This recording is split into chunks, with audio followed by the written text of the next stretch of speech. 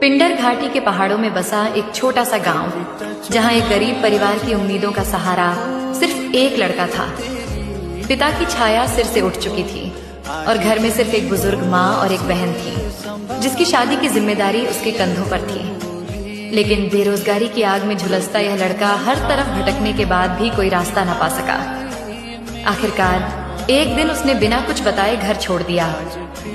वह सीधा केदारनाथ चला गया, जहां यात्रियों को दर्शन कराने के लिए खच्चरों को चलाने का काम करने लगा।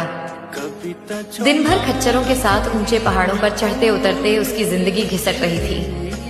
हर दिन 22 किलोमीटर की कठिन चढ़ाई, कभी कड़कती ठंड में, कभी झमाझम बारिश में और कभी भीषण गर्मी में। भूख प्यास से बेहाल, कभी एक रोटी नसीब होती तो कभी सिर्फ पानी से पेट भरना पड़ता।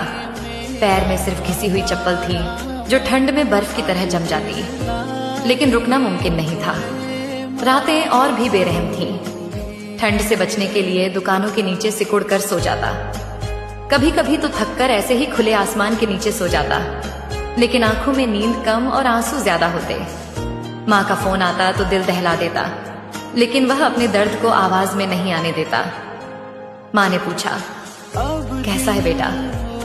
उसने झूठे होठों से मुस्कुराते हुए कहा, माँ, मैं देहरादून के एक होटल में काम कर रहा हूँ, सब अच्छा चल रहा है। पर वह खुद जानता था, सच्चाई कुछ और थी।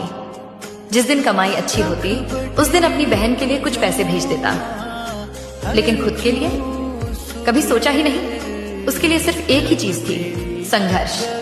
यही हमारे पहाड़ों के युवाओं की बेरोजगारी को दर्शाता है, लेकिन वे अपनी मजबूरी में भी कहीं न कहीं से रास्ता ढूंढ ही लेते हैं। ये कहानी सिर्फ एक लड़के की नहीं,